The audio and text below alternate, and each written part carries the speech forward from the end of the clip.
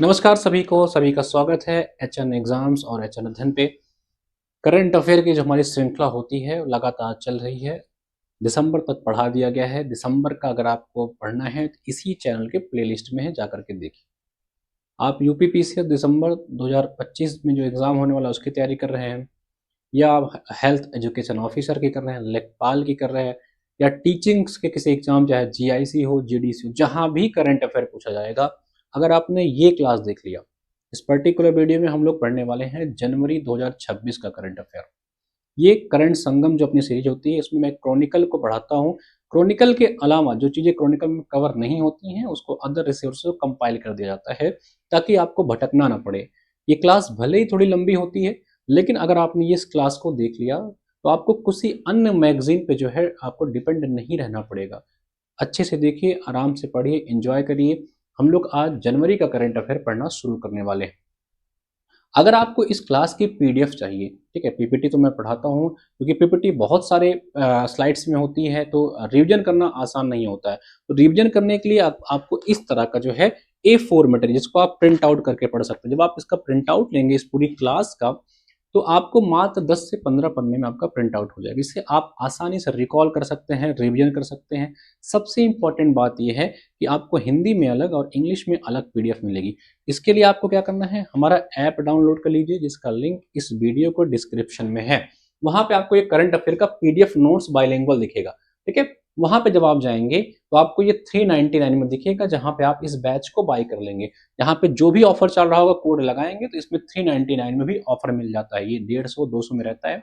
जिस दिन आप पीडीएफ को बाई करेंगे उस दिन से पिछला तो करंट अफेयर आपको 1 साल के मिलेगा ही मिलेगा। जैसे आज आपने बाई किया तो आपको जनवरी 2025 से लेकर के दिसंबर 2025 का करंट अफेयर तो मिलेगा ही, साथ ही आने वाले 12 मंथ तक आपको करंट मिलता रहेगा। मतलब एक मंथ का करंट अफेयर आपको 10 से 12 रुपए से भी कम में पड़ने वाला है। तो आराम से बाई करिए, अच्छा आपको यहाँ पे बेनिफिट मिलेगा। और यकीन मानिए, अभी आरओ का एग्जाम हुआ, पीसीएस के एग्जाम हो, तो ज्यादातर करंट अफेयर आपको यहीं से देखने को मिलेंगे। कारण क्या है, क्योंकि हमने सब चीज को कंपाइल कर दिया है। अब जब सब चीजें कंपाइल ही हैं तो करंट इसके बाहर नहीं आएगा। और अगर इसके बाहर आ रहा है तो आप मार्केट की कोई भी मैगजीन पढ़ोगे वहां से आपको ये नहीं, ठीक है। चलिए, तो आज हम लोग स्टार्ट करने वाले हैं अपना जनवरी का करंट है। बाकी आपको कोई जानकारी चाहिए तो ये ऑफिशियल नंबर है। यूपी पीसीएस 2026 का तैयारी करना चाहते हैं तो हमारा प्री श्योर बैच है, उससे भी साथ जुड़ करके आप पढ़ सकते हैं। ये आपको यूपी पीएससी वाले सेक्शन में दिखाई पड़ेगा, एक बार मैं आपको दिखा देता हूँ, ठीक है। जिनका भी टारगेट यूपी पीसीएस 2026 है, और मैं गारंटी लेता हूं कि अगर आपने इस बैच को अच्छे से पढ़ लिया, ये आपका प्री शो 2026 का बैच है, क्योंकि इसमें हम लोग पीवाईक्यूज करा रहे हैं। करंट अफेयर की पीडीएफ आपको अलग से नहीं लेनी पड़ेगी, इसी बैच में एग्जाम तक आपको मिलता रहेगा हर महीने। इसके अलावा इसमें कुछ रिविजन बंडल्स मिलेंगे। तो अगर आपने इस बैच को ले लिया तो मैं आपको गारंटी है कि आपका प्रीलिम्स नहीं रुकने दूंगा, बस मेहनत आपको करनी पड़ेगी, ठीक है। बाकी एचईओ का जानकारी चाहते हैं, एचईओ से तैयारी कर रहे हैं तो धनवंतरी बैच लीजिए। यूपी जीडीसी की तैयारी कर रहे हैं, हायर कर रहे हैं, तो सारे बैचेस अवेलेबल हैं। आप हमारे ऑफिशियल नंबर पे कॉल करिए या ऐप डाउनलोड करिए, आपको सब कुछ मिल जाएगा। चलिए, अब शुरुआत करते हैं हम लोग अपना करंट अफेयर की, ठीक है। आज हमारा, हमने बताया कि आज हम लोग पढ़ने वाले हैं जनवरी 2026 का करंट अफेयर, ठीक है। जनवरी 2026 का करंट अफेयर पढ़ने वाले हैं। अब नए साल के करंट अफेयर की शुरुआत हो चुकी है।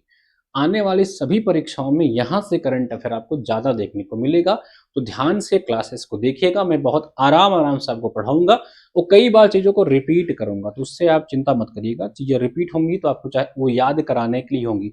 बाकी जो करंट होगा उसके इर्द गिर्द कुछ स्टैटिक पार्ट या कुछ पुराने करंट अफेयर अगर चर्चा में थे तो मैं यहाँ चर्चा करता हुआ चलूंगा, ताकि आपको पुरानी चीजें भी रिकॉल हो जाए, ठीक है। चलिए, तो ये जनवरी का करंट अफेयर है और एकदम बेसिक से मन लगाकर आप लोग पढ़िए। मैं आपको गारंटी देता हूं कि अगर आपने इस पूरी क्लास को मन लगा करके पढ़ लिया तो आपको करंट के लिए भटकना तो नहीं पड़ेगा। चलिए, सबसे पहले हम लोग स्टेट के न्यूज और करंट अफेयर की शुरुआत करते हैं। यहाँ राज्य समाचार यानी कि स्टेट न्यूज से शुरुआत करेंगे और सबसे पहले उत्तर प्रदेश की यानी कि यूपी के न्यूज से शुरुआत करेंगे, ठीक है। अच्छा, चलिए बता दीजिए कि उत्तर प्रदेश की जो स्थापना दिवस है, कब यूपी डे मनाया जाता है, कमेंट में जरूर लिखिएगा सभी लोग। तो उत्तर प्रदेश का पहला जीरो वेस्ट सिटी बन गया है, यानी कि ऐसा शहर जहां पे जीरो वेस्टेज हो रहा है, कोई वेस्ट नहीं हो रहा है। कौन सी बन गई है? लखनऊ। लखनऊ उत्तर प्रदेश की पहली जीरो वेस्ट सिटी बन गई है। यहाँ पे एक प्लांट था जिसका नाम था शिवरी प्लांट, ठीक है। इस प्लांट ने रिकॉर्ड स्थापित किया है और पहले पहले जीरो वेस्टेज को जो है हासिल करने में लखनऊ की मदद करी है। याद करिएगा, आपको पता है उत्तर प्रदेश सरकार जो है लखनऊ में पहली एआई सिटी भी बना रही है। अगर आपको याद होगा, मैंने बताया था लखनऊ को गैस्ट्रोनॉमी सिटी के लिए भी नॉमिनेट किया गया था। इसके पाक शैली के लिए, इसके खाने पीने की जो व्यवस्थाएं हैं, यहाँ के नवाब, यहाँ की कबाब हो गई, बिरयानी हो गई, उसके लिए इसको जो है यूनेस्को ने नॉमिनेट भी किया था, ठीक है। तो एआई सिटी बताया था मैंने, आपके लखनऊ में है। और इसके अलावा आईटी सिटी तो आप लोग पढ़ते होंगे, ये भी आपके लखनऊ में ही है। तो अब लखनऊ जो है यहाँ यूपी का पहला जीरो वेस्ट सिटी भी बन गया है। ये जो सर्कुलर इकोनॉमी थी उसमें एक बेहद मेजर अचीवमेंट्स हासिल किया गया है। प्री के लिए तो यूजफुल है ही ये फैक्ट, यानी कि प्रीलिम्स में तो आपका डायरेक्ट फैक्ट आएगा। अगर आप मेंस दे रहे हो तो मेंस में जहां भी उत्तर प्रदेश से संबंधित अगर एनवायरमेंट का कोई टॉपिक आता है, वेस्टेज का कोई टॉपिक आता है, तो यहाँ इस फैक्ट को जरूर लिखिएगा। चाहे यूपी पीसीएस का मेंस दीजिए या जीआईसी या जीडीसी में अगर आपका कोई सब्जेक्ट है, ज्योग्राफी है, तो वहां भी आप इसका मेंशन कर सकते हैं, ठीक है। तो इसको याद रखेंगे। चलिए अगला हम लोग देखते हैं, अगला क्या अपना न्यूज है। अगला जो न्यूज है वो है पार्वती अर्गा बर्ड सेंचुरी। ये चर्चा में क्यों आया है पार्वती अर्गा?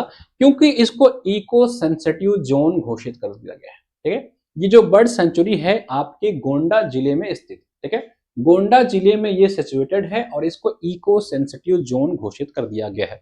इको सेंसिटिव जोन का मतलब होता है, जैसे मान के चलो ये पार्वती अर्गा है, अब इसके किनारे किनारे के जो है इको सेंसिटिव जोन घोषित हो गए, यानी कि यहाँ पे जो इकोलॉजिकल चीजें हैं वो सेंसिटिव हैं, उनको जो है बहुत ज्यादा उस पे ह्यूमन का जो है इम्पैक्ट ना डाला जाए, बहुत ज्यादा उसके साथ छेड़छाड़ ना करी जाए, नहीं तो वहां की चीजें लुप्त होने लग जाएंगी। अच्छा, ये जो इको सेंसिटिव जो जोन घोषित होता है, एनवायरमेंट प्रोटेक्शन एक्ट जो आया था 1986, इसको भी याद रखिएगा। इसी के तहत, इसी एक्ट में ही इसकी परिभाषा है इको सेंसिटिव जोन की। इसी एक्ट के तहत ही जो है इको सेंसिटिव जोन घोषित किया जाता है। और किसको किया गया है? पार्वती अर्गा जो आपका बर्ड सेंचुरी है, इसको घोषित किया गया है। ये उत्तर प्रदेश के गोंडा तहसील डिस्ट्रिक्ट में है, ठीक है, इसको भी याद रखेंगे। चलिए नेक्स्ट देखते हैं। अगला है all India presiding officer conference, AIPOC, Akhil Bharatiya पीठासीन जो अधिकारियों का सम्मेलन हाल ही में हुआ है। अच्छा, एग्जाम में ऐसे प्रश्न आपसे कैसे पूछे जाएंगे? देखिए यहां ध्यान रखिएगा, सबसे इंपॉर्टेंट चीज होता है ये, इस पे विशेष आप लोग को ध्यान देना है। ये कभी कभी ये 86वां हुआ है, 37वां हुआ है, 80वां हुआ है, ऐसे देकर के आपको कंफ्यूज करते हैं, तो इस पे आपको कंफ्यूज नहीं होना है, इसको अच्छे से याद रखिएगा। कौन सा हुआ है ये? 86th एडिशन था, इसको याद जरूर कर लीजिएगा। कंफ्यूजन बहुत बुरी चीज है एग्जाम में। देखिए कोई चीज अगर परीक्षा में नहीं आ रही है तब तो कोई दिक्कत की बात नहीं, लेकिन अगर वो आ रही है, आपने पढ़ा था और आपको वो कंफ्यूजन में है, तो बहुत दुख होता है, दिल दुख जाता है। भाई मेहनत करा यार, पढ़ा तो था, अब 86वां था, 68वां था, 68वां था, इस कंफ्यूजन में हम गलत कराते हैं। और जब ऐसे कंफ्यूजन में गलत कराते हैं और सिलेक्शन एक आध दो क्वेश्चन से रुक जाता है, तो मन में पीड़ा होती है, यार पढ़ाई तो करी थी लेकिन कंफ्यूजन में चला गया। तो इसको याद रखेंगे। कौन सा है ये? 86th एडिशन था इसका, 86वां कॉन्फ्रेंस हुआ है। कहां पे हुआ है आपके?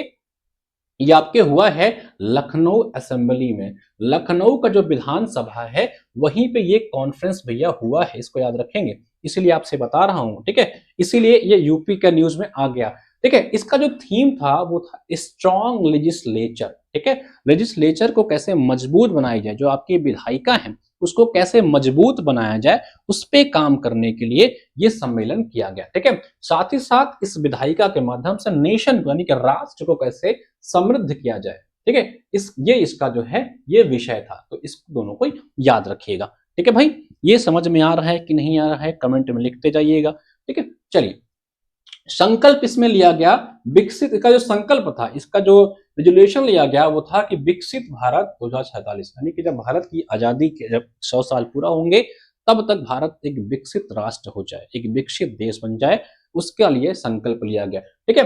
अच्छा, यहाँ पे एक डिक्लेरेशन भी किया गया, यहाँ पे एक डिक्लेरेशन किया गया कि प्रतिवर्ष ए मिनिमम ऑफ 30 मीटिंग्स आप स्टेट लेजिस्लेचर, ठीक है, यानी कि जो राज्य की विधायिका हैं उनका साल भर में 30 बार ऐसे बैठकें, ऐसे मीटिंग्स की जाएंगी। अच्छा ये बताइए कि लोकसभा जो होती है उसकी मिनिमम कितनी बैठक साल भर में होनी चाहिए, ठीक है, और कितने गैप पे होना चाहिए कमेंट में लिखिएगा, ठीक है। तो यहाँ पे एक रेजोल्यूशन लिया गया कि न्यूनतम 30 बैठकें जो है अनिवार्य की जाए। उसके साथ ही साथ इन्होंने कहा भैया कि एक नेशनल लेजिस्लेटिव इंडेक्स बनाया जाएगा, एक नेशनल लेजिस्लेटिव जो है इंडेक्स बनाने का प्रस्ताव रखा जाएगा, ताकि उस इंडेक्स के माध्यम से हर राज्य की जो लेजिस्लेचर है उनके परफॉर्मेंस को आंका जा सके, कितनी उनकी बैठकें हो रही हैं, कितना उनकी बैठकों जो की जा रही है उसकी एफिशिएंसी कितनी। ऐसे तो नहीं है बैठक तो कर रहे हैं तू मैं में ही जा रहा है, तुमने ये कर दिया, तुमने उनको शंकराचार्य क्यों बोल दिया। जैसे अभी यूपी का बैठक चला ना,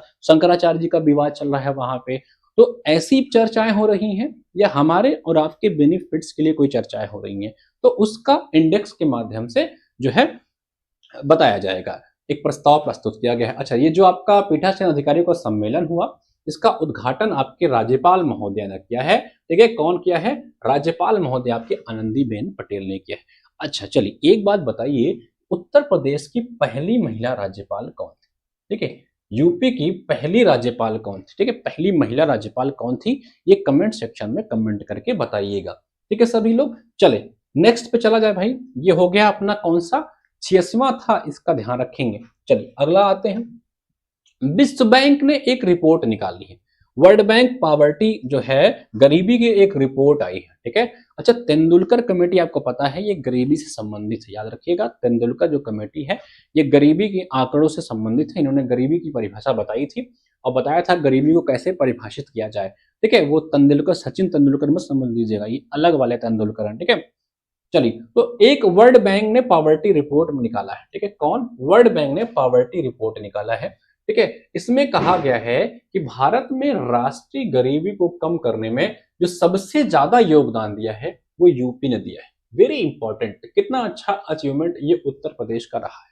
यूपी का एक बढ़िया अचीवमेंट अगर आप मानो तो ये रहा है कि भारत की गरीबी में सबसे ज्यादा जो कमी करने वाला राज्य बना है, ठीक है, उसमें यूपी ने टॉप कर दिया है। तो एक अच्छा अचीवमेंट है, आप इसको लिख सकते हो, प्री के लिए तो फैक्ट है ही, मेंस में भी आप इसको कोट कर सकते हो, ठीक है। चलिए export preparedness index 2024 EPI index आया हुआ है, ठीक है। ईपीआई इंडेक्स आया हुआ 2024 का, इसको नीति आयोग ने जारी किया है, ठीक है। कौन जारी किया है इसको? नीति आयोग ने जारी किया है। अच्छा, नीति आयोग आपको पता है कि नीति आयोग की जो स्थापना थी, इसकी जो स्थापना थी ये कब हुआ था?